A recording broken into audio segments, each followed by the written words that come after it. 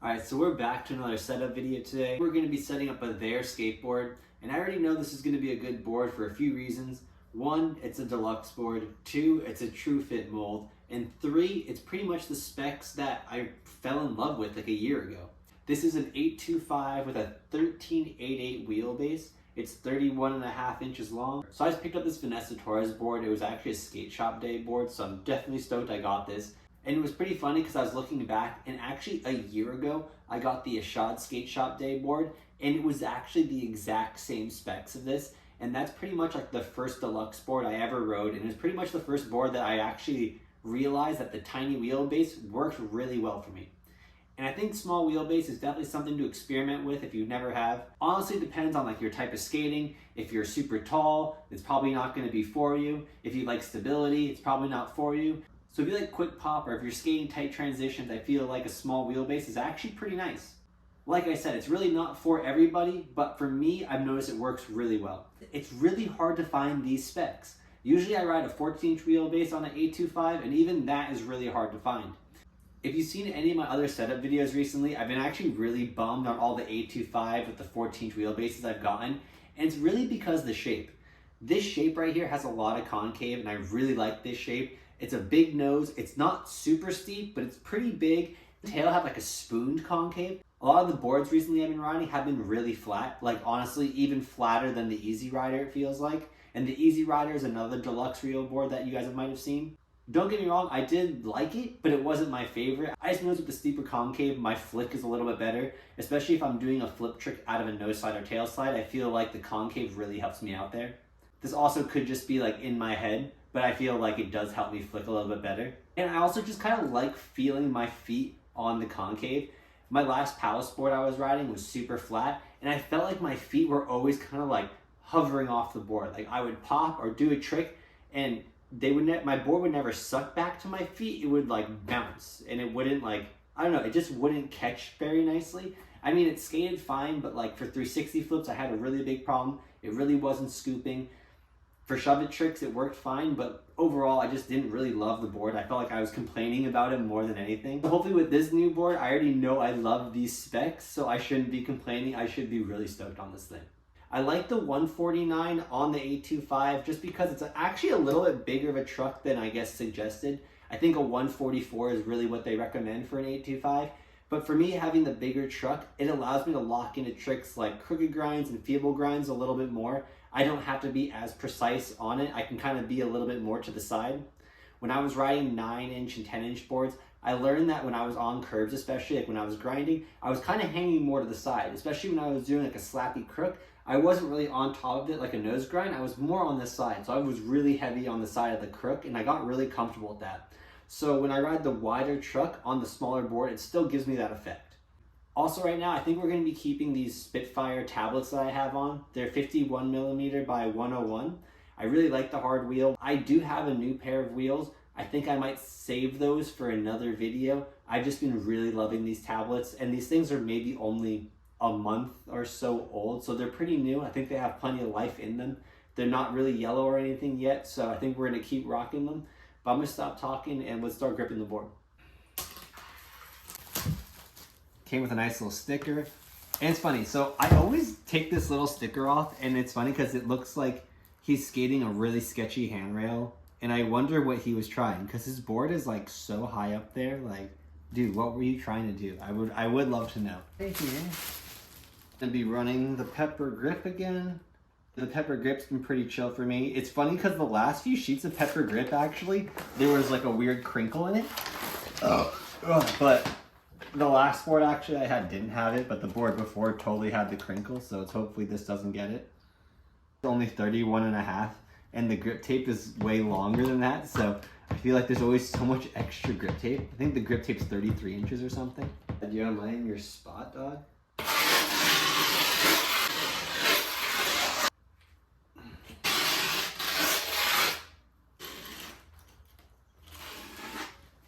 Like, cutting grip tape is my least favorite part.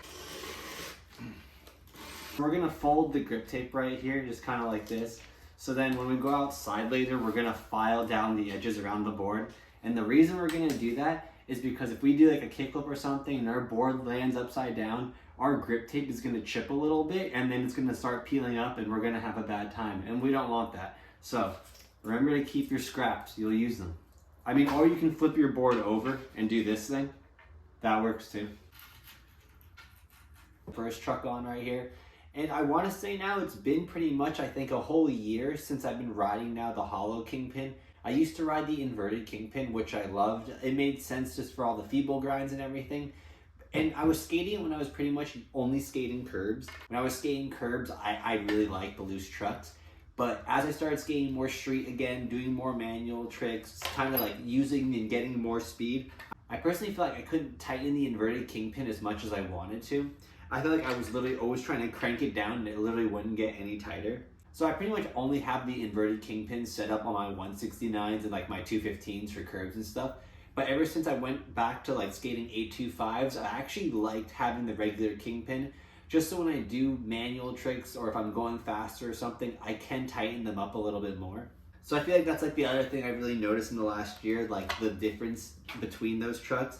But I do forget, even with the kingpin, I actually still get hung up on feeble grinds all the time.